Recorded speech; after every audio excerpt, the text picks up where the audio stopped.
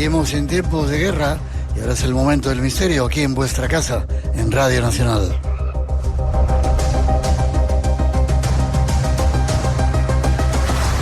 Algo que hacemos con los saludos y la bienvenida de todo el equipo del programa cuando son las 12:06 en Canarias, 1:06 en el resto de nuestro país.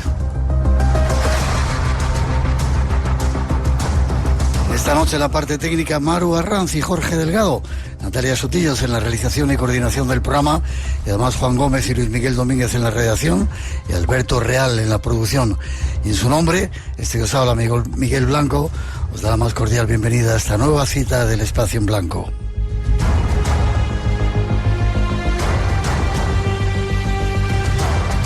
Tenemos forma de comunicar con todos vosotros. Déjate caer en nuestras redes. eBlanco Radio RN. Por WhatsApp 633 50 50 11. Y en el mail espacioenblanco@rtve.es. Redes sociales abiertas y dispuestas a vuestra participación, que controlan como siempre Antonio Baena y Ramón Álvarez. Y para hoy, esto es lo que os hemos preparado.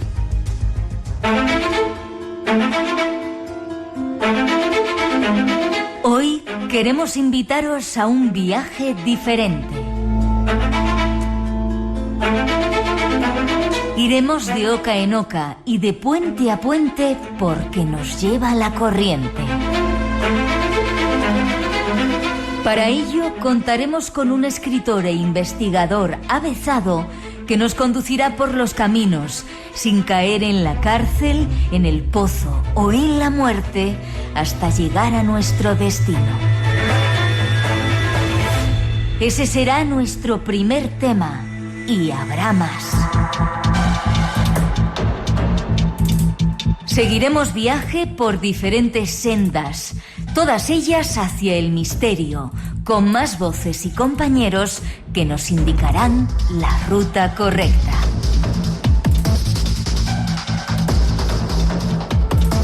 Ese es el plan de hoy y, como siempre, sois nuestros especiales invitados e invitadas.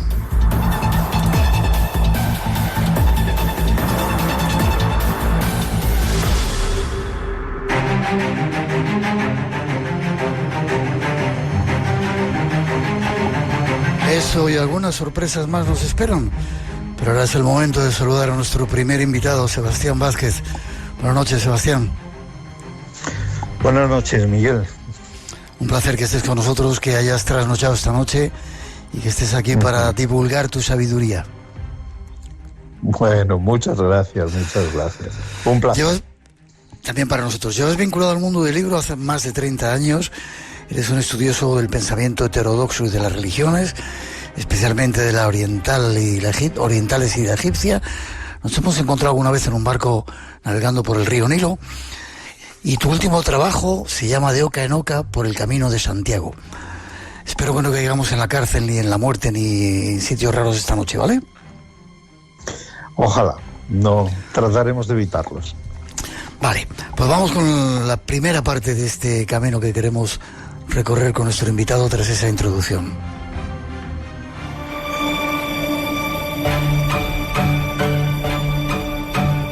De oca en oca y tiro porque me toca. Lo que parecía un simple juego de mesa podría ocultar un secreto ancestral. Diversas teorías sostienen que el juego de la oca es en realidad un mapa simbólico del Camino de Santiago, donde cada casilla representa una etapa y un aprendizaje espiritual.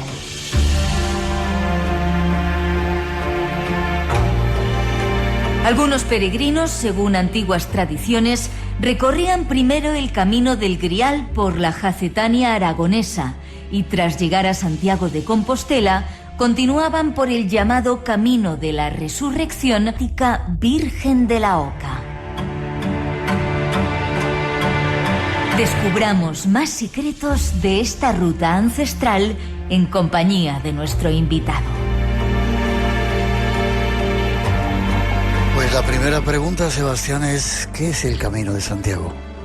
aunque luego hablaremos de la historia y de secretos, pero ¿cómo lo podrías definir? Porque hablas de Vía Sacra, Vía de María, Virgen de la Oca. Bueno, es un peregrinaje que, bueno, ya sabes que este concepto es ancestral y presente en muchas culturas, ¿no? Es un encuentro, digamos, con la parte divina de sí mismo, con Dios, en este caso, como bien has dicho, es una Vía de María, está presente en todo el recorrido, y recordemos que una de las leyendas fundamentales es cuando Santiago se encuentra con la Virgen María, allí al final, en Musía, en la Costa de la Muerte. Es un camino iniciático también y naturalmente un camino espiritual. Pero es curioso porque dicen que Santiago no está enterrado allí en Santiago de Compostela, sino que la tumba puede ser de Prisciliano. Bueno, esto fue una tesis que en su momento tuvo cierto predicamento. A mí personalmente creo que no hay datos fehacientes para la hipótesis de Prisciliano, y cierto también que todo esto de la tumba de Santiago sabemos de dónde parte de las visiones ahí en el siglo IX de un decidor de misas que encuentra unas luces, unos fuegos, y se deduce que el resultado es que está allí enterrado pues Santiago Apóstol. ¿La diferencia entre viajero y peregrino cuál es? Bueno, tú sabes, ahora mismo el camino muchas veces se recorre ya. Yo hace poco, ¿no?, que yo hago partes del camino frecuentemente, ¿no? Entonces te encuentras desde personas que lo hacen simplemente desde una perspectiva ya deportiva, ¿no?, con etapas definidas, en bicicleta, algo desde esa perspectiva. El peregrino no. El peregrino en realidad tiene que ver con una pulsión interior, una pulsión espiritual, una pulsión de autoconocimiento, digamos desde una perspectiva, lo que siempre se ha llamado una perspectiva metafísica. Es curioso, yo también acabo de hacer un pedacito del camino de Foncebadón a Molina Seca y es tremenda la cantidad de gente que sigue pasando por el camino. ¿Qué es lo que lleva a la gente a hacer el camino? Aparte de turismo, comer bien, ver sitios bonitos, ¿sienten ese impulso espiritual o es otra cosa? Hay de todo. Como te digo, hay de todo. Hay desde una perspectiva, bueno, cualquier camino, tú sabes, ¿no? Cualquier viaje lo que es una rotura de rutinas, te enfrenta a elementos desconocidos, diferentes, ¿no? Y todo eso tiene un enriquecimiento simplemente de tipo psicológico, también emocional. Lo que tú has dicho, el encuentro con la belleza, ¿no?, encontrarse con esas maravillas que hay en el camino, todo eso tiene una reacción positiva en el que recorre el camino. Pero además de eso está la otra parte, esa parte espiritual, porque no olvidemos que el Camino de Santiago es un camino espiritual, un camino a una tumba, en donde además, lo pongo en el libro, ahí en Jaca, está esa famosa inscripción de que se le advierte al peregrino, ¿no? Se le advierte al peregrino intentar vencer la segunda muerte. Es decir, tiene todo un componente escatológico y metafísico profundo.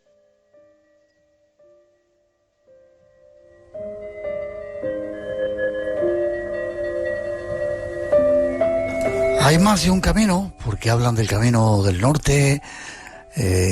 ¿Hay más de uno? Sí, hay varios caminos, es decir, en realidad, de entrada hay el primer camino, ¿no?, cuando el rey Alfonso recibe la noticia y desde su sede en Oviedo, que es una de las grandes preguntas, él da crédito a esa visión que ha tenido ese decidor de misas, ¿verdad? Y entonces hace ese camino desde Oviedo a Santiago de Compostela. Pero lo que se llama el camino francés, que es una obra de Cluny, de la orden de Cluny, ¿no?, es un camino prefijado con unas características muy definidas. Es decir, un camino que, digamos, te llevaba a visitar determinadas sedes, como si el paso por determinados lugares fuera obligatorio, y además ya era un camino en el cual, pues, calzadas, puentes, hospitales, digamos, estaba todo ya preparado para precisamente recibir peregrinos y facilitarles el tránsito. ¿Y por qué se llama el Camino de las Estrellas? ¿Sigue la estela de la Vía Láctea? Sí, es un camino de este a oeste, es decir, antes has mencionado, ¿no?, cuando nos hemos visto más de una vez en Egipto, ¿no?, tomando la referencia egipcia, vemos que el este siempre es el lugar de los vivos, el oeste es el lugar de los muertos. Fíjate que el camino va en esa dirección, ¿no?, a esa dirección donde cae el sol. Fíjate también, bueno, es un camino sobre todo y profundamente cristiano. Aunque hay que decir que en aquella época, digamos, convivían de un modo más, sin menos problemas, ¿no? Un cristianismo, vamos a llamar, más oficial, ¿no?, más ortodoxo, pero convivía también con un cristianismo más ortodoxo, con claves que hoy en día, bueno, se han dejado un poco de lado, pero profundamente cristianas. El camino tiene un pasado lejano, no solamente hay esas claves que luego vamos a intentar ver contigo en el juego de la oca, sino hay muchas más cosas ahí que algunos constructores han ido dejando en las piedras por las iglesias y por los lugares donde se pasa. Sí, todos son pistas, es decir, todo el recorrido, ¿no?, en pequeñas iglesias o en grandes catedrales te va dejando en un patrimonio, digamos, visible. Luego hay otro patrimonio que es muy interesante, que es el de las leyendas, ¿no? Las leyendas del camino, que son muchas, muy diversas y muy ilustrativas, y también forman parte de una enseñanza. Con lo cual tenemos esos dos patrimonios. Un patrimonio visible en la arquitectura, en la pintura, en las imágenes.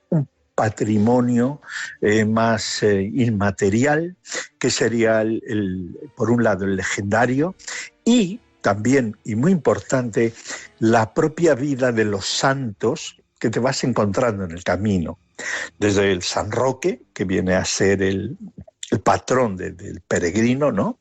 Yo planteo en mi libro que ese camino sagrado empezaba en la festividad de San Roque a mediados de agosto, allí en Jaca, y terminaba allí con la fecha, ¿no?, la fecha del Día de los Difuntos, Día de los Muertos, allí en un sepulcro, que luego había que recorrer, como tú has dicho, pues el camino de la resurrección. Eso coincidía con las Perseidas en agosto y las Leónidas en noviembre. Exacto. Digamos, por eso también se llama un camino estelar. Por un lado está esa lluvia de estrellas que marca ese tiempo, ¿no? Y otra lluvia de estrellas que anuncia la llegada allí, desde agosto a noviembre. Y siguiendo naturalmente también la Vía Láctea, ¿no?, en esa tradición antiquísima también, ¿no?, que es un faro de referencia. Y hoy nos hemos olvidado de mirar al cielo, ¿no?, pero en aquella época era común y era referente, ¿no?, conocer un poco señales celestes, direcciones, es decir, conocer al menos unos astros básicos que sabías tú que te marcaban unas determinadas direcciones por la noche. Cuando uno inicia el camino, sale de la rutina que tiene normalmente, a veces se encuentra con el silencio, consigo mismo, con sus propios pensamientos, la naturaleza, la belleza de los lugares, de la propia naturaleza, de los lugares que vas visitando, y algo pasa, ¿no? Porque es un camino muy rezado. Ha pasado mucha gente que ha dejado improntas y eso lo absorben los peregrinos. Sí, sí, de algún modo. Esta idea de que son lugares muy rezados, recuerdo que me lo dio un monje en el camino, ¿no? Y efectivamente conocemos iglesias pequeñitas, ¿no? Aparte de las grandes catedrales como León, Burgos, la propia Santiago, pero también esas pequeñas iglesias, ¿no? Y es bonito ver, ¿no? Como una persona fatigada, a lo mejor con los pies hinchados, se sienta ahí, ¿no? En ese silencio. Y es como si pudiera participar de una atmósfera espiritual que se ha ido de algún modo mezclándose allí, ¿no? Y que te lleva a ese silencio, te lleva incluso a la oración en algunas personas, ¿no? Y todo eso va provocando en el que lo recorre muchas veces cambios significativos. Ese mismo silencio que tú has mencionado, ese ya es en sí mismo un factor de reflexión. El contacto con la belleza, otro factor de reflexión. Contacto con la naturaleza, otro factor. Si a eso le unes, ¿no? Una, vamos a llamarlo llamada espiritual, el resultado es que el camino, por así decirlo, hace camino en el interior de la persona, ¿no? Lo mueve, lo dinamiza. De ahí su magia y de ahí que como tú y yo acabamos de ver hace poco, el camino sigue siendo los peregrinos constantemente. Hoy, por ejemplo, aquí donde estoy, caía una lluvia tremenda y veías a los peregrinos, yo creo que ya eran peregrinos, cómo aguantaban esa lluvia y cómo iban caminando poco a poco por este camino del norte. ¿Es también el camino del Grial? Sí.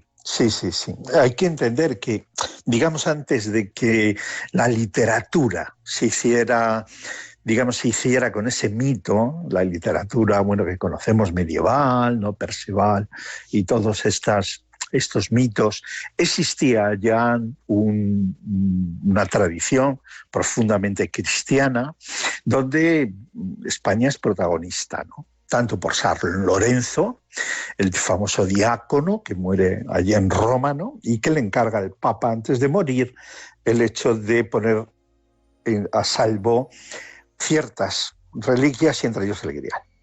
Y San Lorenzo lo manda allí a su casa en la Jacetania aragonesa.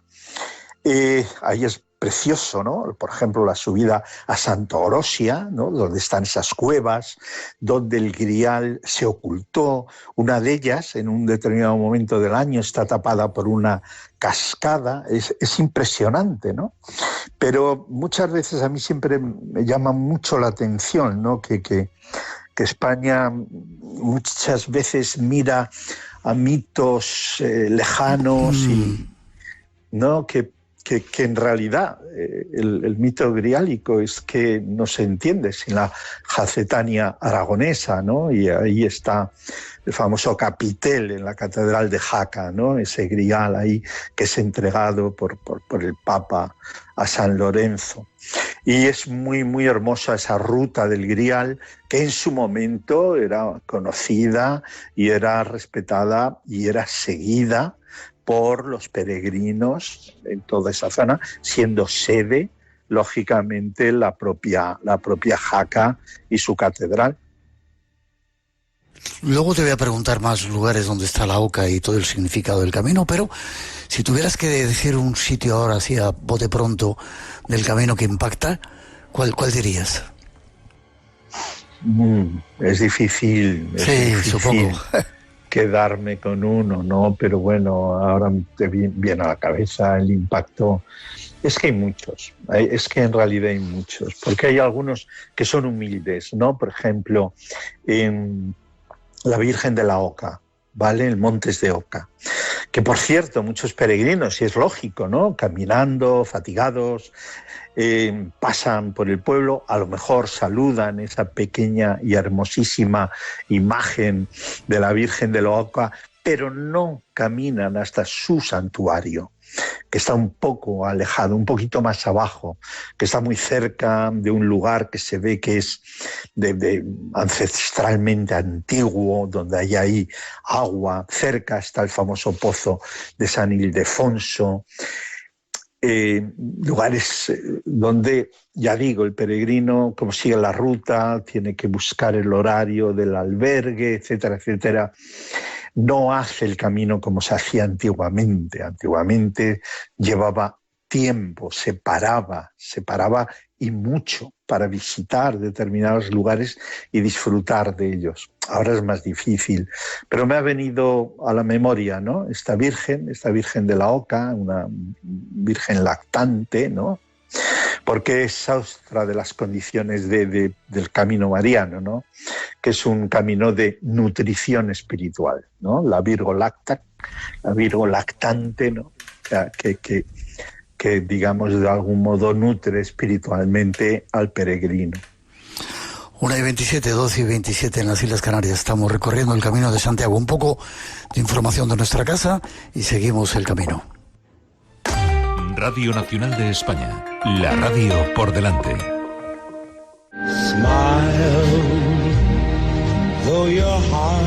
Tres premios Oscar, nombrado ser por la reina Isabel II y candidato al Premio Nobel de la Paz.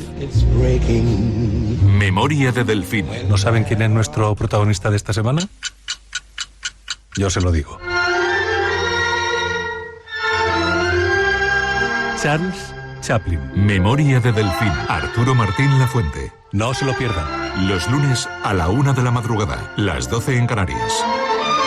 Y cuando quieras, en RN Audio. Radio Nacional de España.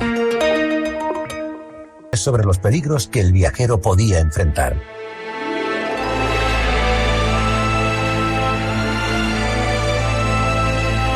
Así se inicia, pero las crónicas son mucho más profundas, largas y misteriosas.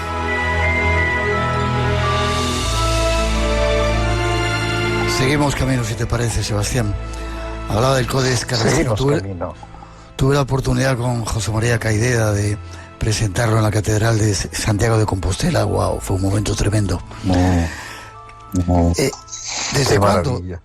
¿Desde cuándo se recorre el Camino de Santiago? ¿Fecha? Si hay alguna fecha, la primera que se pueda conocer históricamente. Pues bien pronto, ¿eh? Bien pronto porque, bueno, ya hemos visto que el rey, ¿no? El rey Alfonso, ¿no? Da verosimilitud, ¿no? Pero fíjate que ya antes de cuando Almanzor arrasa Santiago, en 1997, ya antes hay peregrinaje, porque me parece que fue en el 899, ya Alfonso III, ¿no? El sucesor, manda sustituir la pequeña iglesia ya por una basílica. Es decir, ahí ya hay peregrinaje. Si damos como válida la fecha del 830, cuando parece ser que se descubre la tumba, y fíjate, en el 899 ya se construye la basílica. Es muy pronto. La crónica de ese descubrimiento es rápida y naturalmente ya en el año 1075, ya cuando el Papa Urbano II es cuando da a Compostela, ¿no? La sede apostólica, y el Códex es rápido, es rápida. ¿Y por qué tanta gente de Europa empieza a venir a España a seguir ese camino? Esa es muy buena pregunta. La pregunta del $1.000.000, o para mí, ¿no? Varias. Primero, cómo el rey Alfonso acepta, digamos, esa visión de un desconocido que dice que ha visto luces. Dos, cuando llega da verosimilitud al hecho, ¿no? Manda ya a construir una capilla. Pero es que eso llega a Europa y llega a Carlomagno. Y por algún motivo, Carlomagno también da crédito. Y se impulsa, y el propio Carlomagno, ¿no? Es un favorecedor del camino. Fíjate que en Francia anda que no había sitios digamos, sagrados, ¿no? Que podían haber sido fijados, ¿no? Incluso también políticamente, ¿no? Con un sentido político, no, aquí en España. Había que cruzar los Pirineos, un viaje larguísimo allí al fin del mundo, a la Galicia, cruzando montes, cruzando bosques. Algo había ahí tremendamente poderoso,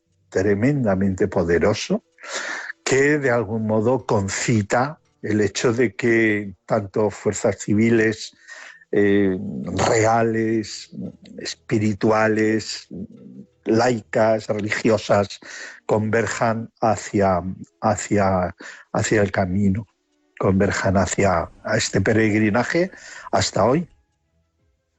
¿Y el juego de la oca cuándo surge? ¿Quién lo inventa o cuándo se dan cuenta de que está esparcido por cantidad de lugares en el camino? Bueno, el juego de la oca no se sabe muy bien cuándo aparece. Se cree que es un regalo de la familia Medici a Felipe II. Y bueno, es un juego donde se ve un peregrinaje, ¿no? Se ve como el tarot, ¿no? Vamos a hablar de otro mutus liber, los libros en imágenes, los libros, aquella gente no sabía en aquella época leer ni escribir, ¿no? Entonces este juego de la oca, explico por qué la oca, un animal sagrado desde antiguo, por qué son 13 más 1 ocas, que tiene que ver naturalmente con las etapas del Vía Crucis, que son esas 13 y última. Hay un código que, como digo, se mezclaba de algún modo todos los elementos cristianos y también se mezclan con elementos de tradiciones anteriores. Por ejemplo, la diosa celeste, Hera, hemos hablado de la Vía Láctea, ¿no? La Vía Láctea surge del pecho de Hera cuando le va a dar de mamar a Heracles, a Hércules, ¿no? Bueno, su heraldo eran las ocas, ¿no? Las ocas, y tenían que ver precisamente, ¿no? con esa Vía Láctea, ¿no? De Hera. Es decir, hay muchos elementos míticos, en el libro trato de explicarlos, ¿no? Y esas ocas tenían una función curiosamente también protectora, que así eran utilizadas en los templos romanos, las ocas como protectoras. Y además tiene que ver mucho con Egipto. ¿Hay muchas reminiscencias egipcias en el camino? Sí, hay algunas pocas pero sorprendentes. Una, la propia vieira, pongo en el libro, ¿no? la famosa concha, en el libro una foto de una vieira de la dinastía tercera egipcia, ¿no?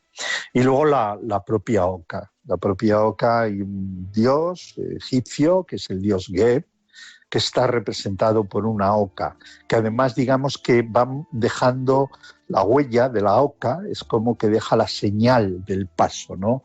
Por ese lugar por donde el dios transita. No debemos olvidar que para los egipcios, al contrario que luego hacen los griegos, los cielos son femeninos y la tierra es masculina, y le pertenece a este dios, al dios Geb.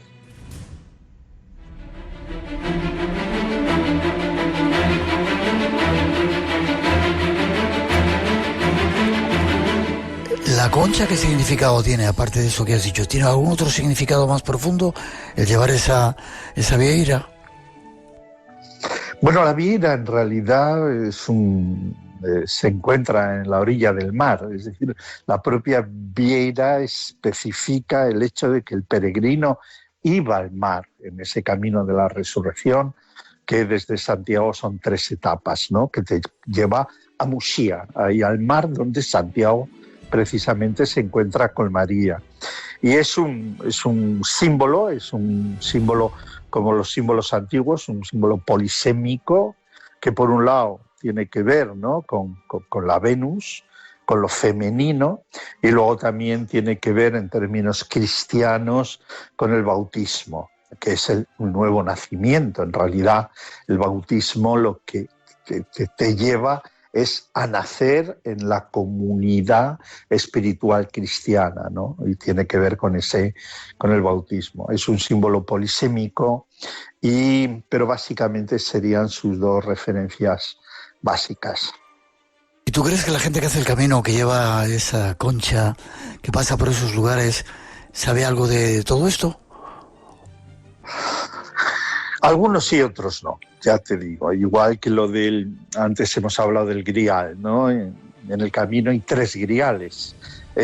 ¿no? En Jaca, pero luego también está el Nájera, ¿no? La famosa, que también se olvida olvidamos que la primera orden de caballería que se crea en el mundo se crea en España, se crea en Nájera, que es la orden de la jarra.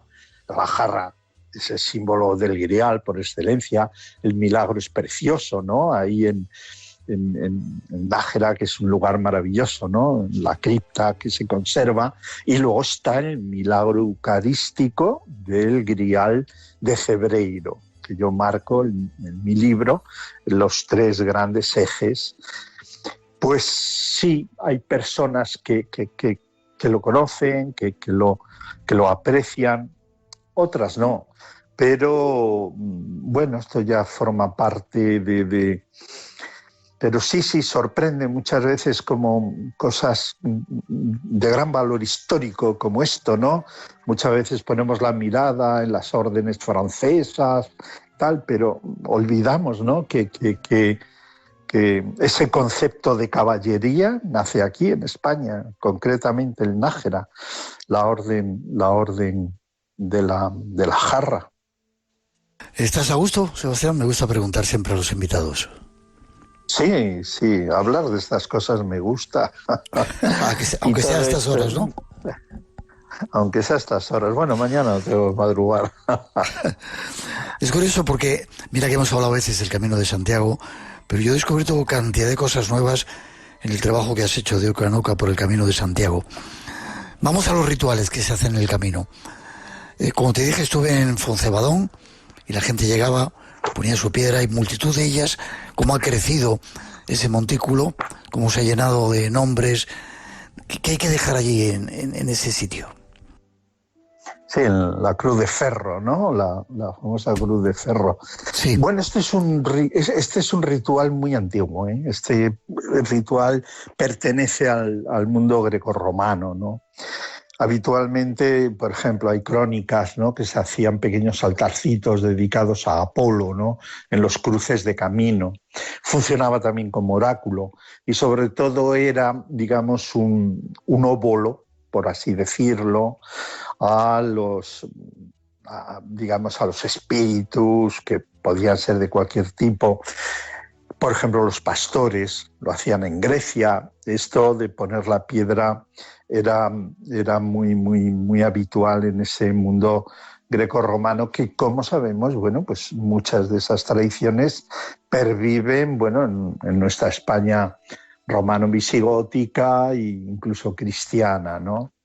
Muchas veces significa, sobre todo, significa en un determinado contexto, el hecho de todos los pesos que yo llevo, todo aquello que me sobra, todo aquello que no quiero, todo aquello que pesa, pone peso en el corazón, dejarlo, abandonarlo. Y de hecho es muy curioso que, bueno, muchos peregrinos lo cuentan, ¿no? Sales con una mochila caminando, que a lo mejor la mochila pesa un montón de kilos, pero ya a la mitad del camino ya sobra la mitad, ¿no? Y lo vas dejando, y aquello que considerabas imprescindible lo has dejado.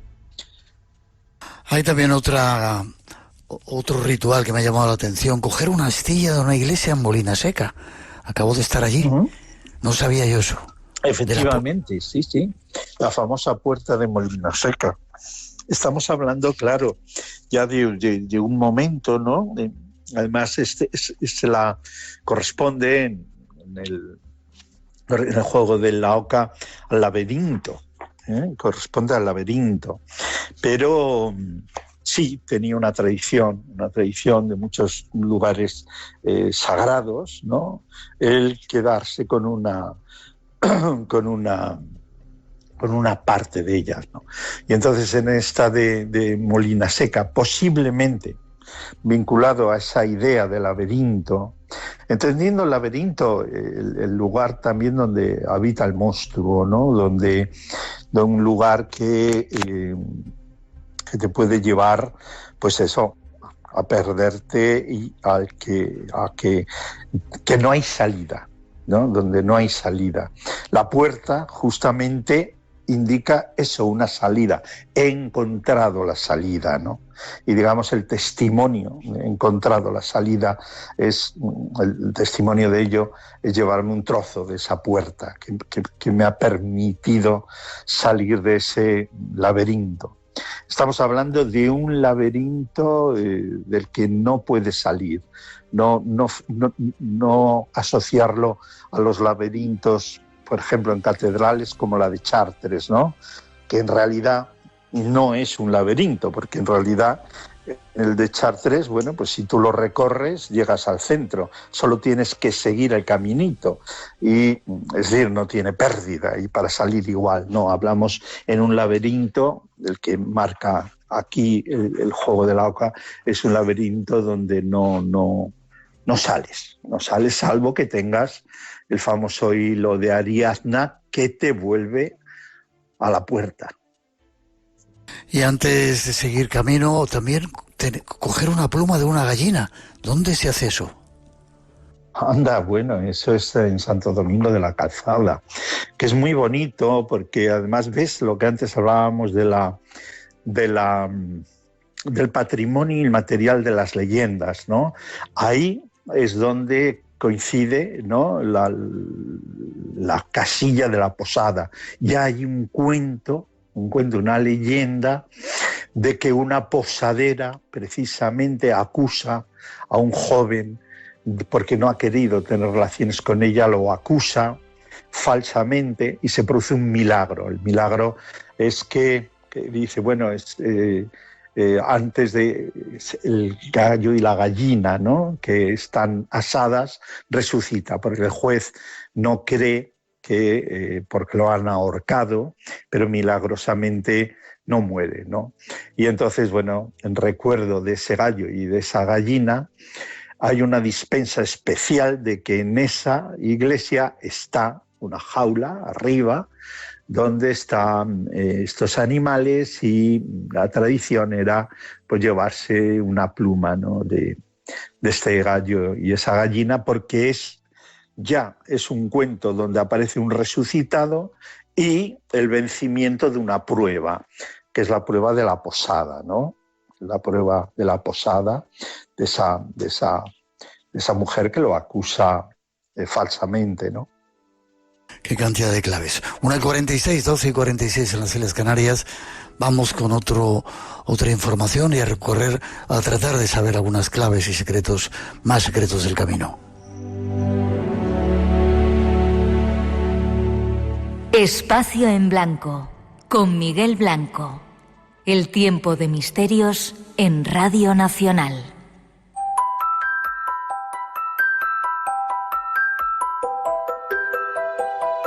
Pero, ¿qué se esconde tras ese camino? ¿Qué secretos y qué claves guarda? En el canal Cultura Fascinante encontramos algunos de esos secretos. Hay viajes que empiezan con una pregunta. A veces es una simple curiosidad. Otras, una necesidad de entender por qué un camino ha conseguido atraer durante siglos a peregrinos, nobles, mendigos, caminantes y soñadores. Basta detenerse un instante frente a un mapa del Camino de Santiago para intuir que detrás de esta ruta hay algo más que kilómetros encadenados. El Camino de Santiago siempre ha tenido una lectura que va más allá de lo físico. Desde la Edad Media, muchos peregrinos describieron la sensación de estar atravesando un territorio que ponía a prueba algo más que las piernas. Afirmaban que mientras avanzaban, también se abría un viaje interior que les obligaba a mirarse a sí mismos de una forma distinta. Y aquí empieza la idea del camino como un auténtico viaje iniciático. Este enfoque recuerda inevitablemente al llamado viaje del héroe, un relato universal presente en mitologías de todo el mundo. Primero surge la ruptura, el momento en que el viajero decide dejar su vida cotidiana para embarcarse en una ruta llena de incertidumbres. Después llegan las pruebas, que en el camino se manifiestan en forma de montañas interminables, cansancio, silencios prolongados o encuentros inesperados. Y como en toda historia iniciática, cada prueba trae consigo una transformación silenciosa. Durante siglos el peregrino no fue visto únicamente como alguien que caminaba hacia una tumba sagrada. Era considerado un viajero espiritual, alguien que se alejaba del ruido habitual para buscar claridad, perdón, inspiración o un cambio personal. A menudo se decía que quien salía al camino nunca regresaba siendo el mismo, aunque volviese exactamente al mismo lugar. Nuestro invitado tiene más elementos esenciales que aportar en esta ocasión para este camino que hemos iniciado. Y como nos queda poco tiempo, Sebastián, te pido que seas lo más sintético posible. Es un camino de iniciación, entonces, ¿no? Sí, yo lo defino en el libro 3 etapas muy rápidas. Por eso se representa Santiago peregrino, primera etapa, segunda etapa Santiago caballero, pues se le ve montado, ¿no? Y tercera etapa, digamos, Santiago en magisterio, Santiago en cátedra. Son las 3 etapas, los 3 grados en ese desarrollo iniciático que es el camino. ¿Y ocas cuántas decías que había? 13. 13 y la última, que es el jardín de la oca, que sería la llegada final. La primera, según veo... Perdón, sigue. Sí, no, la primera efectivamente coincide en Jaca. Es decir, veo aquí hay un mapa en tu libro, la primera en Jaca, la segunda en Sangüesa, en Estella, en Nájera, en Burgos, en Fromista, en Sahagún, en León, Rabanal del Camino, Palas del Rey y Santiago de Compostela. Y luego ya el Jardín de la Oca. Correcto. ¿Y los puentes? ¿Y los puentes? Sí. ¿De puente a puente y tiro Sí. porque me lleva la corriente? Claro, está Puente la Reina de Jaca, que coincide, y el Puente la Reina de Navarra. Un puente es un paso de una realidad a otra.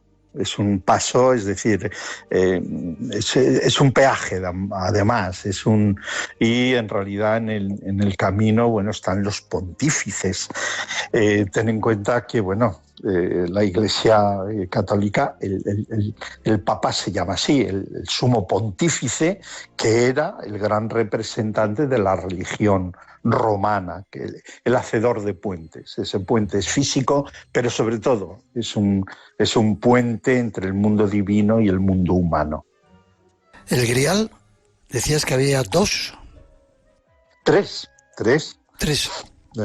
En Jaca, que es el de San Lorenzo, el de la Orden de la Terraza o de la Jarra, el Nájera, y el del Milagro Eucarístico de Ocebreiro.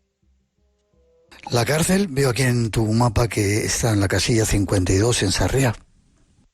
Sí, además es muy curioso por si alguien va a Sarriá y va a la Capilla de la Madalena, porque es justo ahí al final del camino cuando aparece la Madalena, no antes. En el libro explico por qué. Se pasa, es muy divertido, por un edificio antiguo que pone así un cartel muy grande que pone la cárcel. Es curioso, ¿no? Que ahí todavía está allí, y el peregrino que camine para visitar, digamos, a la Madalena, pasará por delante de la cárcel. Y me he saltado los dados que están en la casilla 26, Castrojeriz, y otros en la 53, exacto, en Portomarín. En Portomarín, sí. Castrojeriz es un lugar muy importante, la Virgen del Manzano.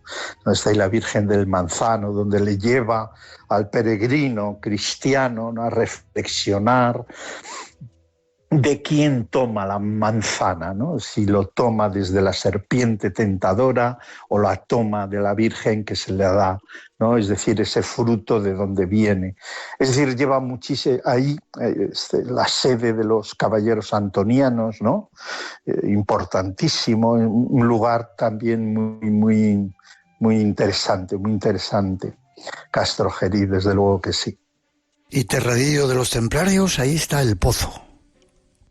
Ahí está el pozo, sí, el pozo, y allí, bueno, todavía hoy se cuenta la leyenda de que allí en algún lugar está enterrada la gallina de los huevos de oro, ¿no? Porque ese pozo tiene mucho que ver con la codicia, ¿no? Los templarios, bueno, se ha dado también, bueno, pues muchísima literatura mística y tal, pero también en determinados momentos en la Edad Media, digamos que no tuvieron tampoco muy buena fama, ¿no? Borrachines, también codiciosos. Ahí entonces, ahí está la famosa gallina de los huevos de oro, ¿no? Que se supone está enterrada allí, ¿eh? Nuevamente el patrimonio intangible, ¿no? Y curiosamente, en la casilla 58, en la Bacolla, en el Monte de Gozo, la muerte. ¿Por qué allí la muerte? Sí, ahí la muerte. Es el momento en donde el peregrino visitaba la catedral, podía verla con sus propios ojos, ¿no? Sobre todo la muerte, porque si no entiende, si no ha entendido todo lo anterior, si no ha cumplido, digamos, ese proceso iniciático, morirá, pero no resucitará. Es decir, sufrirá la segunda muerte, esa que hemos dicho que está escrito en latín, ¿no? Ahí en la catedral de Jaca, que dice: oh peregrino, ven aquí humillante, etcétera, etcétera, ¿no? Que está el que famoso crismón, con los dos crismones, con los dos leones, perdón, y ahí habla de esa segunda muerte, se refiere a eso, se refiere a esta situación, ¿no?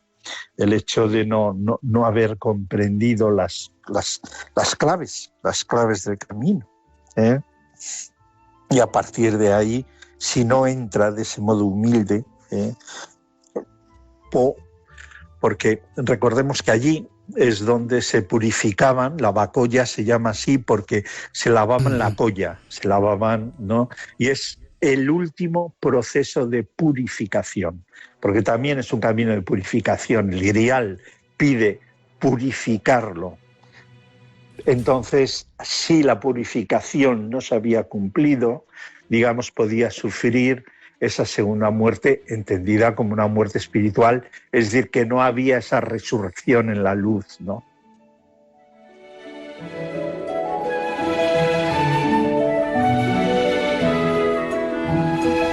Tres minutos nos quedan para terminar este camino rápido que estamos haciendo contigo, y evidentemente hay que llegar hasta Finisterre para terminar todo el proceso, ¿no? Sí, hay que cumplir las tres etapas de la resurrección, que son Noia, Finisterre, la segunda, y el tercero, Muxía, que es donde termina el camino, donde hay ese santuario lítico brutal, ¿no? Y justo enfrente está una pequeña capillita, ¿no? Donde se cuenta que era donde se dice que se conservan unas huellas de la Virgen, nada más ni nada menos, porque ahí baja ella a reunirse con Santiago. Entonces son las tres etapas. Finisterre no es el final, ¿eh? Finisterre hoy en día, el final claramente es Muxía. Y la clave la da el Cristo de Finisterre. Pedacitos del camino para que me contaras algunas de las claves in situ. Sería increíble, ¿eh? Sí, de hecho lo hago con personas, igual que llevo viajes a Egipto, sí, y de hecho pues me voy en junio, pero hacemos tramos cortos, precisamente para profundizar bien ahí, ¿sabes? No hacemos todo el camino íntegro. En mi blog, latradicionoriginal.com, pues yo creo que está anunciado con personas, digamos, interesadas en todos estos códigos de los Mutus Liber, ¿no? Avísame cuando hagas el próximo, que me apunto a estar contigo. Como siempre, un placer. Perfecto. Ahí está ese blog si queréis saber más, y si no, de Oca en Oca por el Camino de Santiago, de Sebastián Vázquez. Un placer haberte tenido en el programa, gracias por el esfuerzo. Seguimos caminando y Ultrella. Ultrella. Un abrazo fuerte. Un abrazo.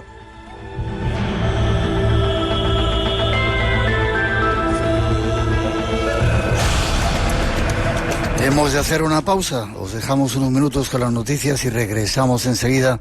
Tras ellas vuelve el misterio a Radio Nacional. Habrá más, nuevas voces se unirán al programa con temas sugerentes. Redes sociales abiertas, Blanco Radio, RNE, por si queréis participar. Volvemos enseguida con temas inquietantes. No os vayáis.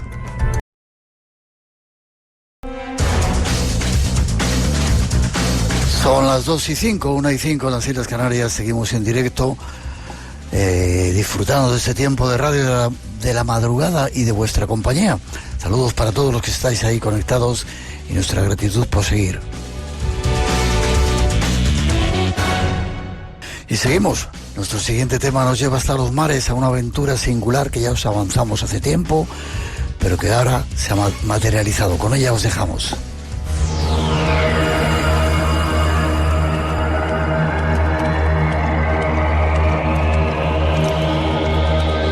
Hay viajes que se hacen con los pies y otros que se hacen con el alma. Ese es el resultado de una travesía a vela desde España hasta América, que hicieron 11 almas desconocidas que pusieron al límite sus capacidades físicas y emocionales en mitad del océano.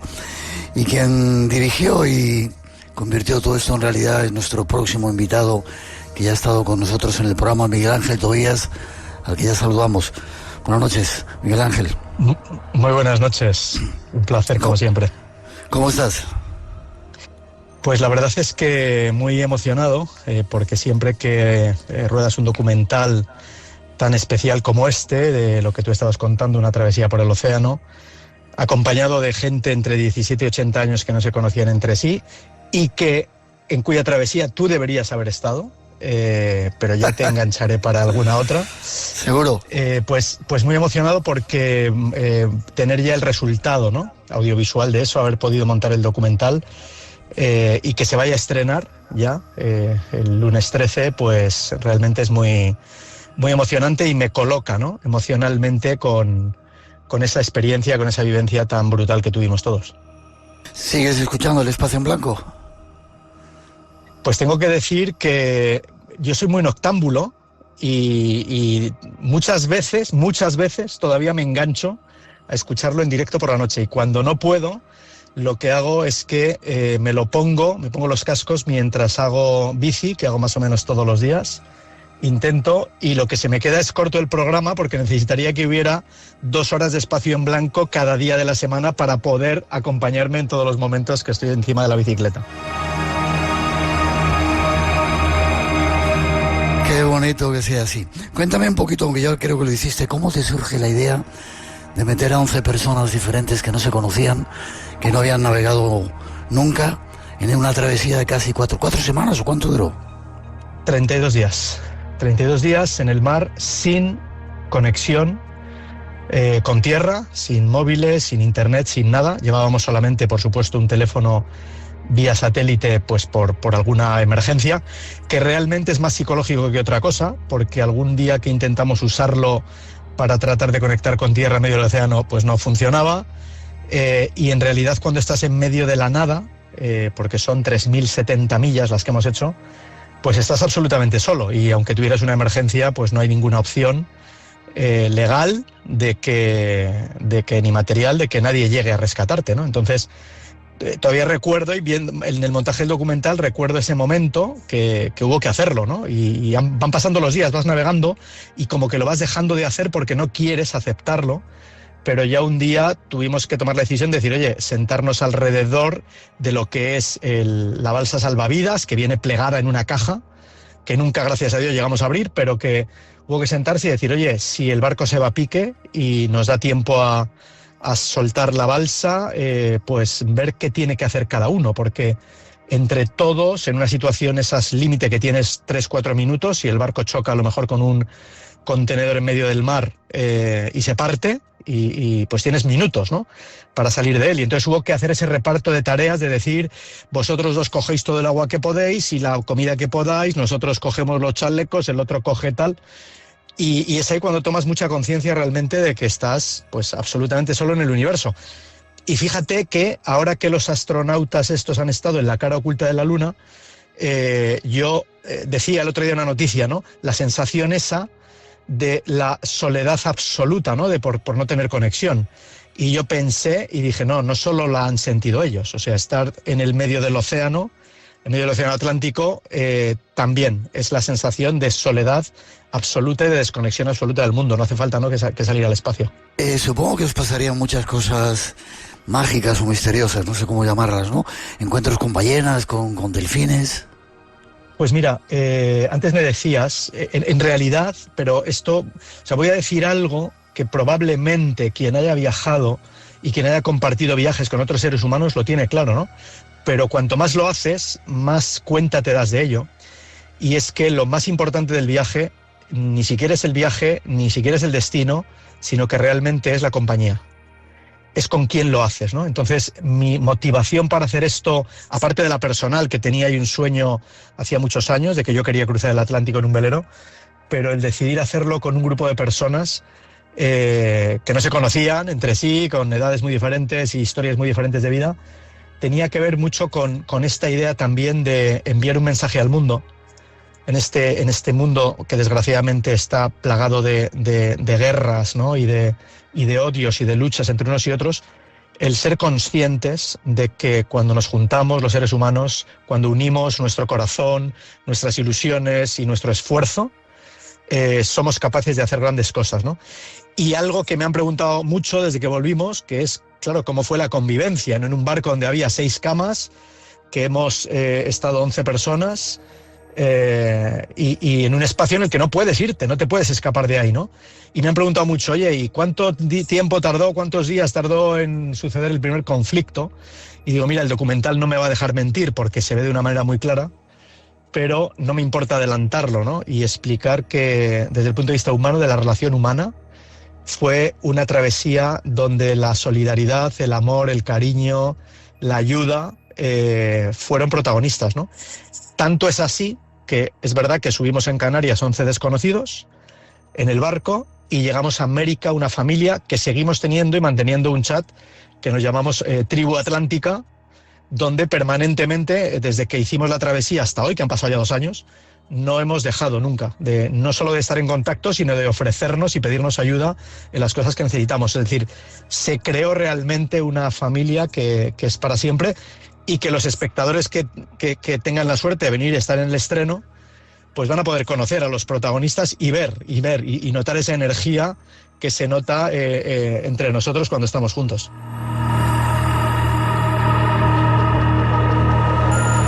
Ahora hablaremos de ese estreno que se va a hacer en breve en Madrid en principio, pero ¿de verdad que no surgió ningún problema entre toda la gente que no se conocía durante tanto tiempo? Es muy gracioso porque el único instante de conflicto que hubo en 32 días lo he dejado para que se vea, donde realmente me río porque la gente se va a reír cuando lo vea, ¿no? Que es el momento en el que 2 se están peleando por quién cocina. Es decir, que encima el conflicto, lo normal es que los conflictos salgan porque uno quiere aprovecharse, ¿no?, de alguna situación o quiere tener alguna ventaja. En este caso, la risa de aquel conflicto fue que es que 2 se peleaban por quién cocinaba. Es decir, que se peleaban por hacer cosas, ¿no? Y está muy graciosa la escena, ¿vale? De cómo, porque he dejado que se vea cómo es ese conflicto y cómo se acaba resolviendo, ¿no? Y esa es el único momento en el que hubo esto que no dejó de ser una anécdota. Qué bonito. ¿Cómo elegiste a las personas? ¿Cómo surgieron esas 11 personas que se apuntaron al viaje? Yo la verdad que no pude, me hubiera encantado, pero bueno, para la próxima estamos ahí. ¿Pero cómo las elegiste? Pues mira, esta es la historia, y claro, cuando tienes tantos testigos vivos, ¿no?, que son los propios protagonistas, que nunca me dejarían mentir, porque cada uno de ellos lo vivió en primera persona. Cuando yo decido hacer esta travesía, pensé y dije, las primeras personas desde el 1 de septiembre hasta el 1 de noviembre, en 2 meses, que mi corazón, que yo me encuentre en la vida y que mi corazón me diga que siento que tienen que estar en el barco, se lo diré. Y entonces es increíble porque todos ellos han subido de esta manera. Y es verdad que me dicen, viendo lo que ha pasado entre nosotros y la convivencia, me dicen, Miguel Ángel, es que hiciste un casting, nos elegiste muy bien, ¿no? Y claro, ellos saben, digo, pero vosotros sabéis que yo no sé elegí, porque me he juntado con un tipo que me han presentado en una comida al que no he visto en mi vida, ni sé nada de su vida, y 3 horas después le he dicho que sentía que tenía que estar en ese barco, ¿no? Porque realmente, yo ya estoy también muy entrenado en esto y sé que tú también, y lo hemos hablado muchas veces, hace ya muchos años que yo sigo el camino del corazón, donde ya incluso la ciencia y la neurociencia nos demuestra y nos dice, ¿no?, que esa pulsión que nace de nuestro corazón, ese instinto, no es nada esotérico, sino que realmente ahí hay un análisis inconsciente muy profundo, ¿no?, que nos hace conectar con una energía, ¿no?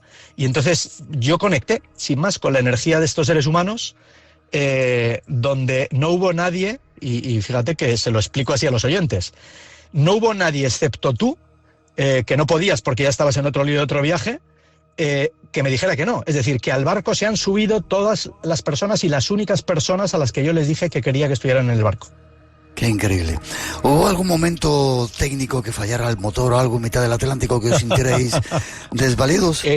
Esto no te quiero hacer el spoiler para que la gente lo pueda ver, que sí puedo anunciar que más allá del estreno, luego el documental va a estar en Amazon Prime en breve, ¿no?, en la plataforma, y ahí ya lo podrán ver millones de personas. Pero nos pasó de todo. De todo es absolutamente de todo. A nosotros mismos, por fuera y por dentro, situaciones de riesgo, situaciones peligrosas, alguna muy, muy, muy, muy peligrosa, y por supuesto técnicamente no es nada normal, ¿eh? O sea, la gente te explica y te dice, es imposible que en una travesía atlántica el barco no se rompa, ¿sabes? No se vaya rompiendo por algún lado, se vayan rompiendo cosas, ¿no? Algunas más importantes y otras menos, pero esto fue, digamos, es una constante. O sea, al final ahí te das cuenta de lo que es la fuerza del mar, la fuerza del océano, cuando estás en ello, que cuando no tienes la experiencia, que yo no la tenía, porque no había navegado nunca tampoco, pues no me lo podía imaginar, no me podía imaginar la cantidad de cosas que podían suceder en una travesía de este tipo y lógicamente con tantos días, ¿no?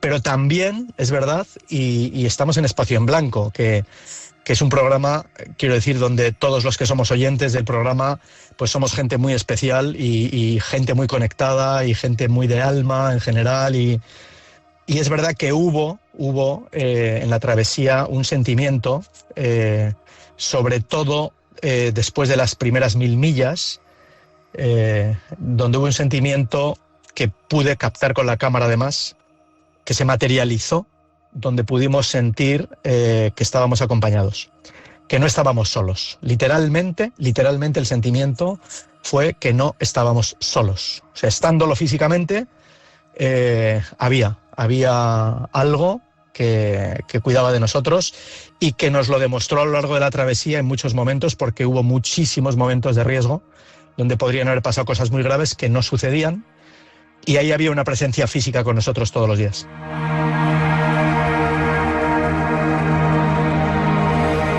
Quizá Miguel Ángel materializada en ese ave que os sobrevolaba, que yo creo que no era un ave, que sería un ángel que estaba protegiéndoos.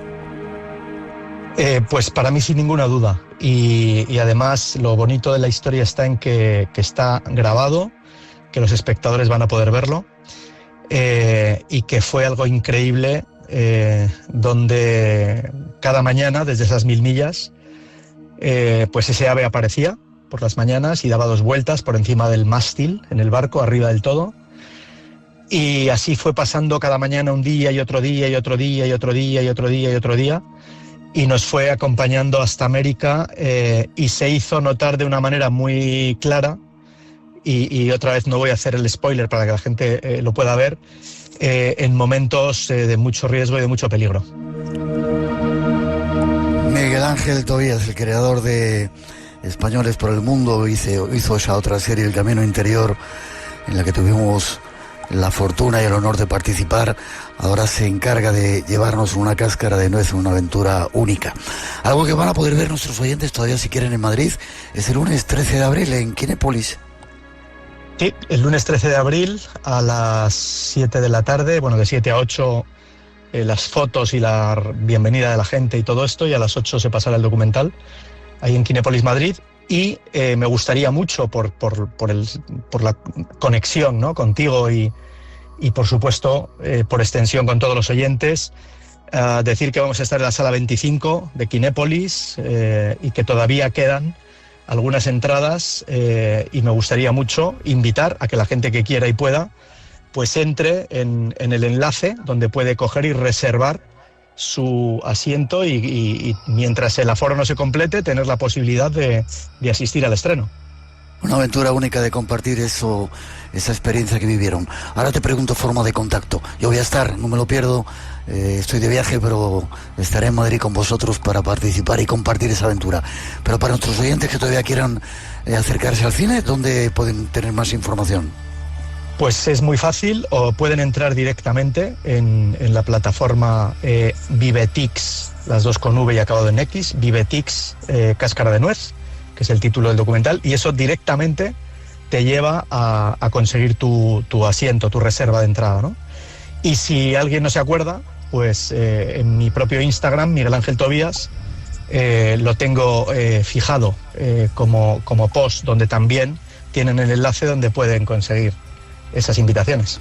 Cáscara de Nuez, próximo lunes 13 de abril en Kinépolis, Ciudad de la Imagen en Madrid, para ver esa aventura. Que sigas teniendo esas ideas, esos proyectos locos nacidos del corazón para ir reuniéndonos y para que compartamos contigo todo esto. Es un placer tenerte ahí con nosotros. Pues para mí es un honor, ya lo sabes, y lo que espero y deseo es que a la próxima le estemos contando esto a los oyentes, pero ambos como protagonistas de la aventura. Será un placer. Fuerte abrazo, te veo prontito, te veo el lunes para compartir esa aventura, que sigas escuchando El Espacio en Blanco y que te sigamos teniendo entre nuestros oyentes. Un abrazo para todos de todo corazón. Un abrazo. Hasta muy pronto. Hasta pronto. ¿Qué hay al otro lado? ¿Te atreves a imaginarlo? Solo quien sale a buscar encuentra. Espacio en Blanco. Siempre tu lado del misterio. De empleo, de inclusión social, que yo creo que hacen del evento pues un acto muy mágico, ¿no? De eso se trata. Primero, que los políticos entren también en este tipo de actividades, y segundo, que es un congreso solidario y que va a servir para hacer un montón de cosas con gente, para ayudarles, y toda la gente que vaya para pasar un fin de semana único. Fechas 15, 16 y 17 de mayo. Todavía queda un poquito, pero hay que darse prisa para conseguir entradas, ¿verdad? Sí, efectivamente. El cartel ya está disponible en la página web teruelmágico.es. Las entradas se han puesto un precio muy módico y muy asumible, de 10 euros, que vale para los 3 días. Y toda la recaudación que hagamos, como te indicaba antes, Miguel, pues irán a beneficio de estas dos organizaciones, el Banco de Alimentos y Atadi, y esperemos pues bueno, que la gente se anime como el año pasado, venga gente de toda España y puedan disfrutar de un cartel de 3 días, pues yo creo que impresionante, ¿no? Seguro, en ese lugar, Teruel, que va a ser uno de los epicentros de ese eclipse que vamos a vivir también en agosto en España. Y veo entre las personas que van a ir: Aldo Linares, Marta Sanmamé, Jesús Callejo, el coronel Pedro Baños, Javier Sierra. Wow, cuéntame un poquito quiénes van a estar dando conferencias. Bueno, pues efectivamente, ¿no? Has nombrado a una parte y todavía quedan alguna persona más. Tenemos, como bien dices, al coronel Pedro Baños, yo creo que de sobra conocido. En un momento geopolítico como el que estamos atravesando, pues yo creo que va a suscitar muchísimo interés su conferencia. Contamos también con Jesús Callejo, un miembro de vuestra familia, bueno, pues qué decir de Jesús también, ¿no? Dará una conferencia de eclipses y del impacto que ha tenido en la historia los diferentes eclipses que ha tenido. Contaremos con Antonio Pampliega, periodista y corresponsal de guerra. Recordemos que fue secuestrado por Al-Qaeda hace 10 años y acaba de publicar un libro de sus vivencias en Siria, con lo cual también nuevamente el estado actual de Irán, pues yo creo que será un poco el epicentro de esta conferencia también. Aldo Linares, pues yo creo que sobra también presentación, de todos conocidos, protagonista de Cuarto Milenio. Marta Salmamed, de Zaragoza, que creo que ha colaborado contigo también en varias ocasiones. Tenemos a un ilustre de Teruel, Javier Sierra, bestseller donde los haya.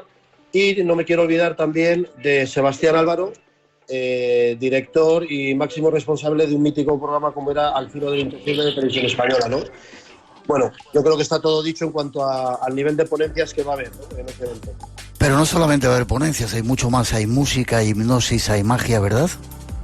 Efectivamente, repetimos con un hipnotizador que el año pasado puso el Teatro Marín de pie, que es Jorge Astiaro. Este año, en la parte de magia e ilusionismo, nos acompañará Daniel Blanco, que yo creo que también es una referencia dentro del mundo de la magia. Y en cuanto a música, traemos un grupo tributo a Joaquín Sabina, 500 noches, que dará un espectáculo el sábado en abierto. Y yo creo que va a ser también impresionante, he podido verlo y bueno, yo creo que es impresionante.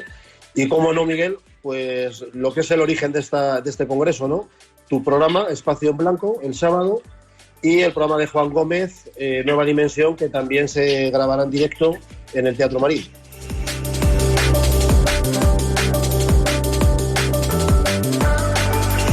Esas son las primeras informaciones, os estamos avisando, vamos a estar en Teruel, en ese Teruel mágico, el segundo año que se realiza, que va a ser increíble, y forma de conseguir esas entradas que son solidarias a un precio súper módico. ¿Cómo pueden hacer nuestros oyentes? ¿Dónde pueden entrar? Muy sencillo, se meten en la página web teruelmágico.es, ahí les va a dar toda la información del congreso, con la agenda, los horarios.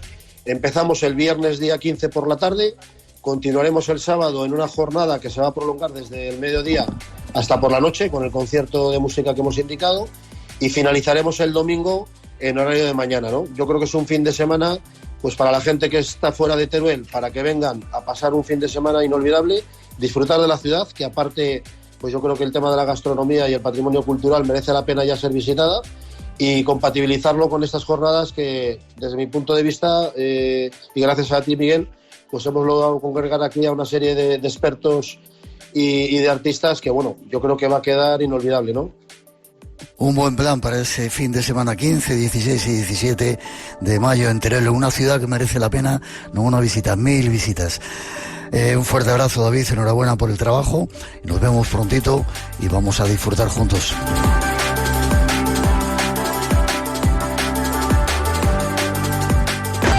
Radio Nacional de España, la radio por delante. No tratar de hacer el nuevo Fortnite, eso es muy difícil. Esta semana nos metemos de lleno en el mundo de los videojuegos. ¿Hacia dónde va realmente el sector? ¿Qué experiencia puedo brindar con mis juegos que sea complementaria de las necesidades que tiene hoy día el consumidor? Cruce de cables, David Sierra. Además, viajamos al futuro que imaginó Nikola Tesla y vemos cómo la tecnología es la gran aliada para la salud de las personas mayores. Cruce de cables. Dale al play y escucha. Los domingos a las 3 de la madrugada, las 2 en Canarias. Y cuando quieras en RNE Audio. Radio Nacional de España.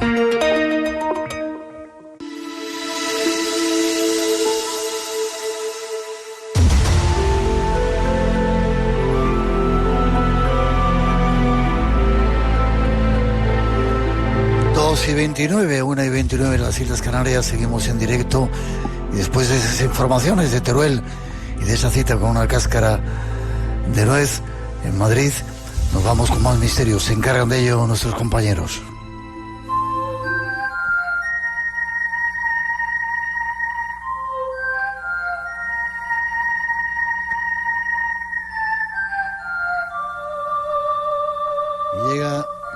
Llega el tiempo de viajar a la naturaleza con nuestro compañero Luis Miguel Domínguez, al que ya saludamos. Buenas noches, Luismi, ¿cómo estás? Hola, ¿qué tal, Miguel? Buenas noches. Un placer, como siempre, tenerte. Has estado viajero estos días, ¿verdad?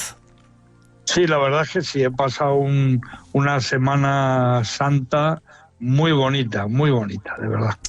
Como siempre, a ti solo te pasan cosas bonitas, ¿no?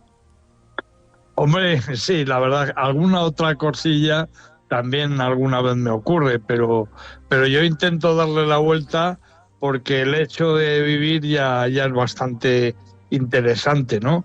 Como dicen los persas, que pese más en ti la esperanza que la nostalgia. Así que ahí estoy. Y creo que ha sido un destino muy especial, ¿no? ¿Cuál? Sí, tenía muchas ganas, además. Nunca lo había visitado y es algo realmente esplendoroso y totalmente recomendable. He estado en Inglaterra y concretamente en Stonehenge. He estado en ese santuario pétreo y traigo, creo que, alguna novedad muy bonita sobre el sitio, sobre ese lugar.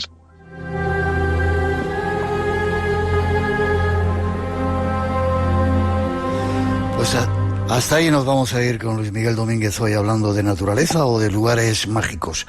Cuéntanos las claves de tu viaje, ¿cómo ha sido? Pues mira, mi viaje ha sido con Mónica y con Darío, con mis dos guardaespaldas. Me guardan el corazón y me guardan las espaldas. Y ha sido un viaje por la campiña inglesa absolutamente maravillosa. Estos ingleses tienen un patrimonio natural, histórico, cultural, delicioso, pero además perfectamente cuidado, valorado y protegido. Y yo lo agradezco y lo valoro y de alguna manera lo envidio. Lo hacen mucho mejor que nosotros, cuidan más las cosas, esos monumentos mágicos que tienen. Sí, sinceramente tengo la sensación de que hay una palabra que a nosotros nos falta, es el orgullo. No el orgullo patrio, barrio bajero y chabacano y rancio, sino un orgullo profundo que enraiza directamente con sus orígenes. Y todo esto lo ponen en valor ante cualquier persona que quiera disfrutarlo y realmente es una experiencia maravillosa. He estado en los Cotswold, que como sabes son las colinas de las ovejas. Es la gran planicie de Inglaterra que realmente tiene un montón de biodiversidad y que tiene una campiña en la que las personas conviven con el medio natural de manera estimulante y edificante. Parece que cuando hablamos de Gran Bretaña solamente es Londres o las grandes ciudades, sin embargo también hay campo, también hay biodiversidad, ¿verdad? Pero vamos a Stonehenge. ¿Qué novedades hay respecto a al significado del monumento? ¿Por qué se hizo? Bueno, para empezar, muchas claves. Claro, ya sabes que siempre este lugar ha concitado diferentes teorías, algunas desde mi punto de vista disparatadas, que hablan de la intervención de extraterrestres a la hora de llevar a cabo aquella obra de piedra, ¿no? Las piedras, evidentemente, todas ellas son de un peso superior a 40 toneladas y han sido trasladadas, porque esto sí que lo sabemos, desde algunas montañas de Gales, o sea, a 250 kilómetros del lugar. ¿Cómo lo hicieron? ¿Cómo y por qué lo hicieron? Pues desde mi punto de vista exactamente igual que se levantaron las pirámides de Egipto. No hace falta esclavitud. Con ser creyente ya es suficiente motor para que las cosas se pongan en marcha. Entonces, Stonehenge es sin duda un lugar en el que la espiritualidad era tan potente y tan poderosa para aquellas mujeres y aquellos hombres del Neolítico que se pusieron manos a la obra. Se calcula que entre 200 y 600 personas intervinieron en la elaboración del gran monumento. Fíjate el dato que te doy. Mira, han sido 80 generaciones, una tras otra, durante 1600 años, las que han llevado a cabo este monumento que es Stonehenge.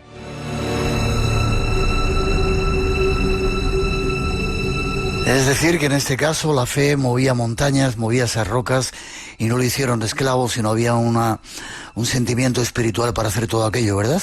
Claro, claro. Y esto me lleva realmente a lo que me ha conmovido en este viaje, hablando con arqueólogos y repasando incluso apuntes míos de hace ya muchos años. Ahora me ha conmovido especialmente una dimensión que tiene el lugar y que desde mi punto de vista se ha hablado y escrito poco sobre ella. Es el hecho de que Stonehenge realmente era un lugar de culto y peregrinación para toda Europa. Estamos hablando de hace 5.000 años.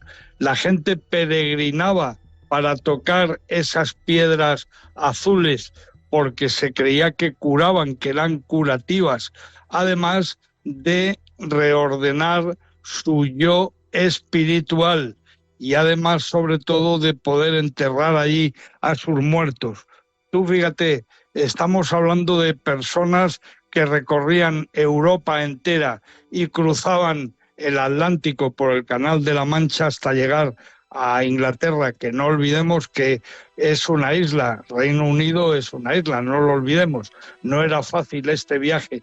Hubo gente que llevó a sus muertos más importantes a enterrarlos en Stonehenge, y esta es la parte que a mí me parece preciosa.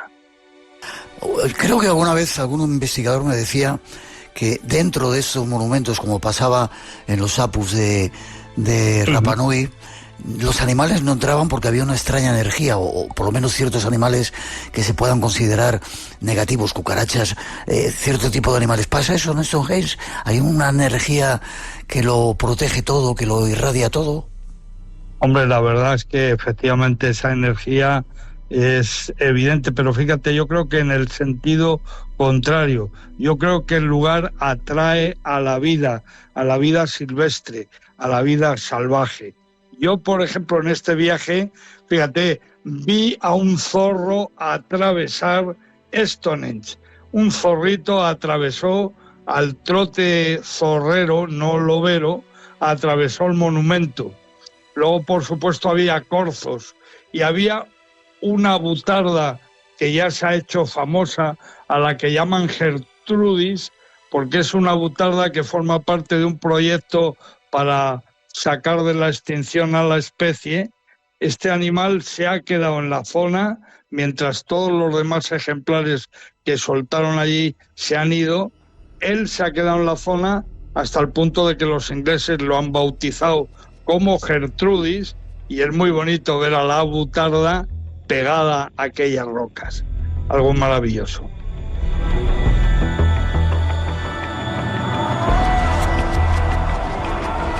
Y me comentabas que iban allí en peregrinación, como pasa en España con el Camino de Santiago, pero ¿por qué la península ibérica tiene tanta importancia en la historia de este yacimiento del Reino Unido? Pues fíjate, porque y esto a los ingleses no les gusta mucho reconocerlo, pero hay que decirlo, pues porque parece ser, según los últimos datos, que los autores de esa obra magna del Neolítico mundial son portugueses y españoles. Fíjate, amigo mío, desde la península ibérica fueron a parar allí todas las gentes que procedían de una cultura megalítica única en el mundo. Y es que en la península ibérica tenemos ejemplos impresionantes. Por ejemplo, en cuanto a dólmenes, Santa Cruz en Asturias, o el dolme de Pedra Gentil en Barcelona, o en Euskadi tenemos también en Oian-Leku, por ejemplo, o en Antequera tenemos dólmenes. Se sabía que los habitantes de la península ibérica eran especialistas en mover grandes piedras, y por eso se han hecho estudios en los que a través del ADN de personas enterradas en Stonehenge se ha comparado ese ADN de los huesos de esos enterramientos con el ADN de personas vivas de toda Europa. Y resulta que la península ibérica ha aportado el mayor número de datos al respecto. De manera que estamos hablando posiblemente de una obra que tiene el sello portugués y español. Y esto al chauvinismo inglés no le gusta mucho, pero la verdad. Seguramente no les va a gustar mucho. También decían que había restos de ADN con Göbekli Tepe, esa primera civilización, resto de civilización en Turquía, pero también españoles y portugueses. Qué curioso. Sí.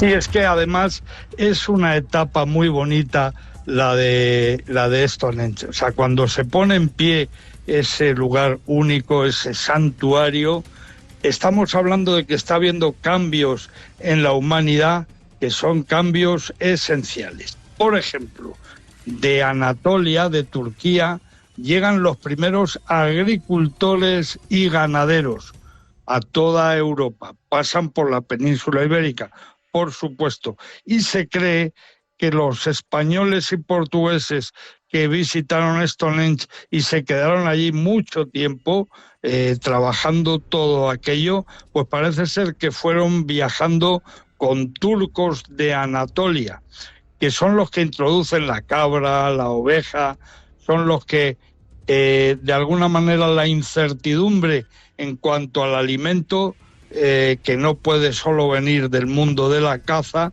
les lleva a generar eso que hoy conocemos como ganadería. Y exactamente lo mismo en cuanto a la agricultura. De Anatolia llega para el resto de Europa entera pues el arado, la hoz, la palabra siembra, sembrar, recolectar, las eras, todo esto, ¿no? Entonces, en ese periodo tan increíblemente convulso que debió ser aquel, aparece este lugar para además fijar de alguna manera la identidad espiritual que tienen las personas.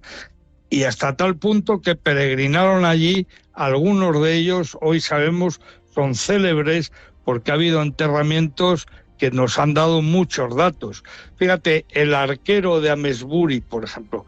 El arquero es un señor de 45 años que le faltaba la rodilla izquierda, no tenía la rótula, tenía atravesado con un agujero enorme la rodilla y se sabe que esa persona, por lo menos el último año de su vida, no pudo caminar. Bueno, esta persona está enterrada en Stonehenge. Esta persona nos habla de alguien que nació y creció en los Alpes suizos. Esta persona llega a Stonehenge desde los Alpes suizos sin prácticamente poder caminar. Y esta persona en su tumba tiene un montón de puntas de flecha de sílex, por eso se le conoce como el arquero. Pero es que además tiene una pieza increíble que yo he podido ver estos días allí en Stonehenge, que es un cuchillo de cobre fabricado en la península ibérica. De manera que personas y mercancías se movieron en aquellos años por toda Europa de manera impresionante.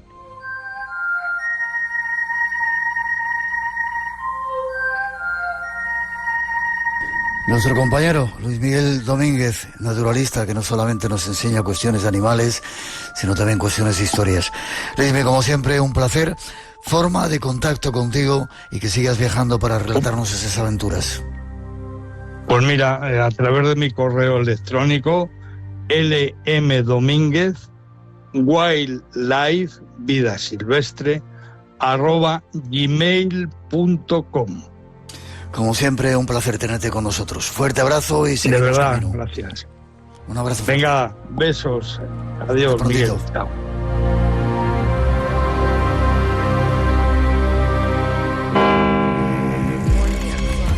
Los grandes misterios. Ese es nuestro mundo. Y si estás aquí, también es el tuyo. Espacio en Blanco. Una puerta abierta hacia lo desconocido. En Radio Nacional, con Miguel Blanco. Hola, buenas noches. Un saludo, Roberto, desde Tenerife, desde Barranco, Badajoz, para todos ustedes.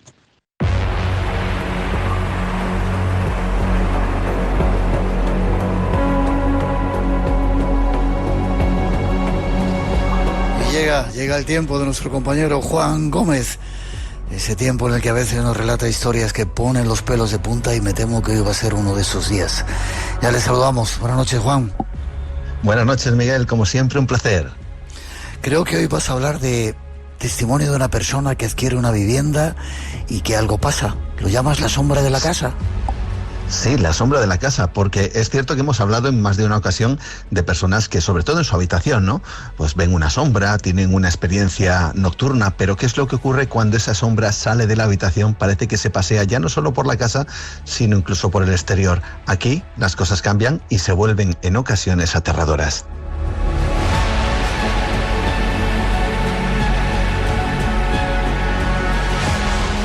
Esa sombra de la casa vamos a ir.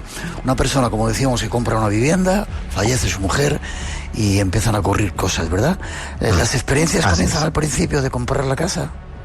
Sí, nuestro protagonista, que vamos a llamarle Luis, él es argentino, hace, unos cuantos años que vino a vivir a España. Ojo, él es mecánico, esto es importante para una de las cosas que vamos a comentar.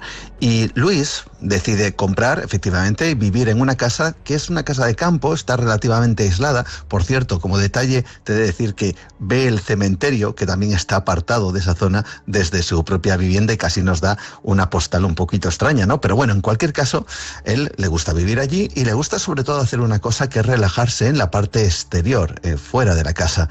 Pero también por otro motivo más preocupante que ahora vamos a conocer. Fue en uno de esos momentos cuando ocurre lo siguiente, Miguel. A mí me entraron a robar en la casa cuando recién compré. Fue a comprar, me entraron a robar, me robaron 2 veces, entonces siempre te queda el miedo en el cuerpo de que te vuelvan a entrar.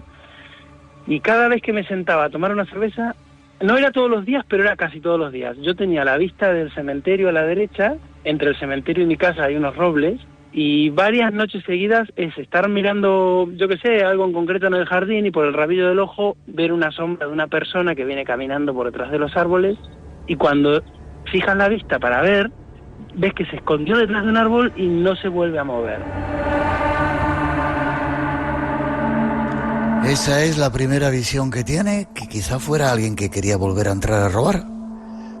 Claro, desde luego, eso lo que dices es una conclusión lógica, ¿no? De hecho, se le habían robado 2 veces, quizá alguien estuviera vigilando para robar una tercera vez, y Luis también lo piensa. Así que toma la siguiente decisión, ¿no? Él vuelve a quedarse en el exterior, dice, si vuelve a ocurrir, si vuelvo a ver esa sombra, voy a actuar, no me voy a quedar mirando. Y efectivamente ocurrió. Aparece esa sombra y Luis hizo lo siguiente. Entonces me acuerdo que una noche estaba la misma escena, de repente veo la misma sombra que va es una persona caminando, es una sombra de una persona que va caminando, y la vi que se escondió detrás de un roble. Sin quitarle la vista al roble, cogí un palo que tenía ahí y eché a correr por el prado para ir detrás de él. Digo, si es alguien, va a salir corriendo. Pues la sorpresa fue cuando llegué al roble y no había nadie. Completamente nadie, no había nadie ni en el roble, ni vamos. Digo, no, esto no es gente. No es gente, lo veía fuera de la casa. Pero dentro de la casa sucedían cosas. Sí, así es, sucedía, y además en una estancia muy concreta.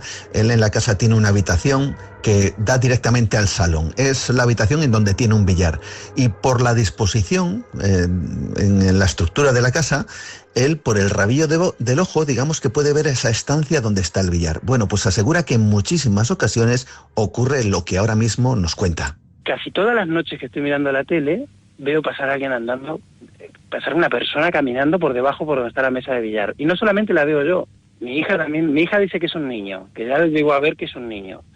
Y me ha pasado un par de veces de estar mirando la tele y por el rabillo del ojo ver a alguien, girar la cabeza y ver que el gato que está durmiendo conmigo también está levantado mirando como que pasó alguien.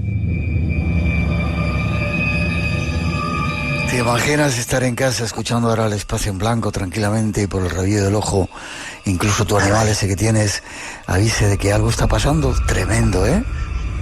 Caray, tremendo. Bueno, yo te he de decir, a modo de curiosidad, que mi perra Loa, que bien conoces, a veces se queda mirando alguna parte de la casa donde yo sé que no hay nadie, pero ella se queda ahí fija y bueno, me inquieta. Pero fíjate, él ha visto esta sombra en muchas ocasiones y, aunque sea de forma fugaz, ha ido descubriendo diferentes detalles de cómo es.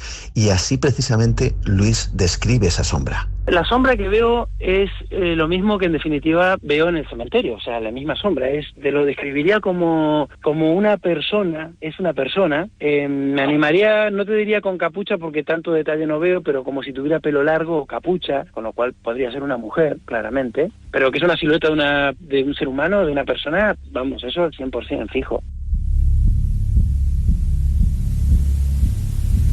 La figura de una mujer. Quizá lo puedan relacionar con la presencia del espíritu de esa mujer, de su mujer que falleció. Sí, claro, es que es lo más probable, al menos para él, ¿no? Su mujer fallece, esa silueta asegura que es de una mujer, pero es que hay algo más. Verás, cuando por desgracia fallece, su hija decide quedarse con una silla de mimbre que era precisamente de su madre, ¿no? Una que utilizaba además con mucha asiduidad. Bueno, pues se lleva a su propia habitación, la hija, se lleva esta silla y comienza a vivir algo que su propia hija relaciona con el espíritu de su madre fallecida. Si te parece, escuchamos a Luis. Y me llamó un día y me dijo, papá, hay algo que me da un poco de miedo. Me dice, ¿qué, hija? Cada vez que no dejo nada sobre la silla y apago la luz y me estoy por dormir, si oigo que alguien se sienta en la silla. Así que como te lo cuento. Oigo, papá, que alguien se sienta en la silla. Me dice, al principio me dio un poco de miedo, pero después me dice, pienso que es mamá.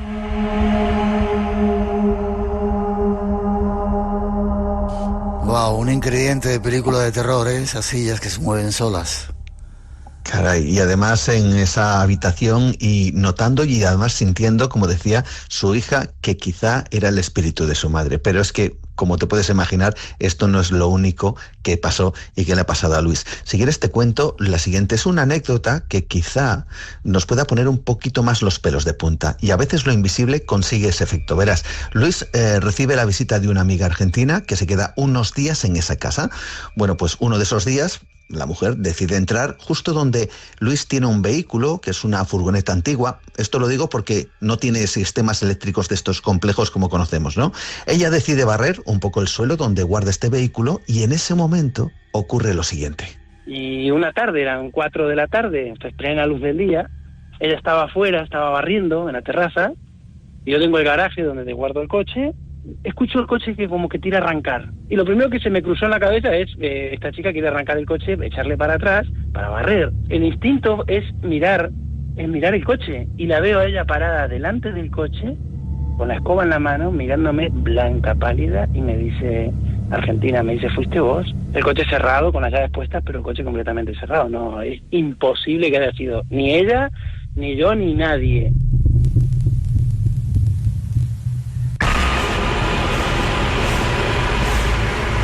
Wow, tremendo, ¿no?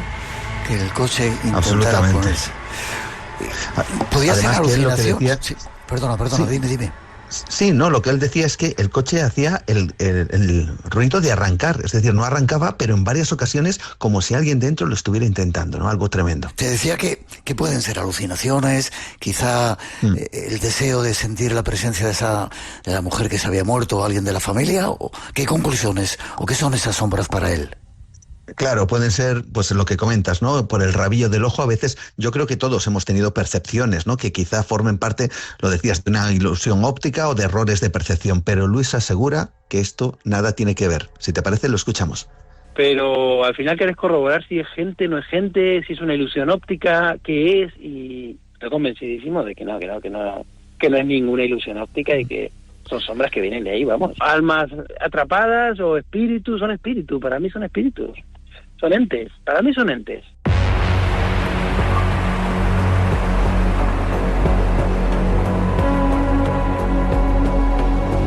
Esos otros mundos que de vez en cuando se muestran en el nuestro, y algunos de nuestros oyentes nos lo cuentan y lo recoge los testimonios Juan Gómez. Un placer. ¿Forma de contacto contigo? Pues rápidamente, a través de mi perfil en Facebook pueden enviarme un mensaje, Juan Gómez Ruiz, o el email dedicado al programa, juangomez_gmail.com. Cada vez más oyentes animados ya a contar sus propias experiencias. Y si queréis más, Terror en Blanco, el podcast junto con el Espacio en Blanco más descargado de Radio Nacional de España. Enhorabuena por ello, Juan. Gracias, un placer, y ya sabes que parte de la culpa de ese éxito también te pertenece, Miguel.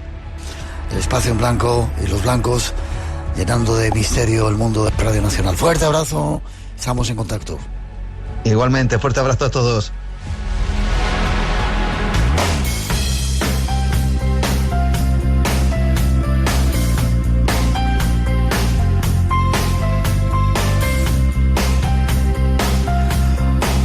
Son las 2:56, 1:56 en las Islas Canarias, y es el momento de cerrar momentáneamente el espacio en blanco. Pero volvemos en breve. Nos ponemos a preparar las próximas citas y os necesitamos.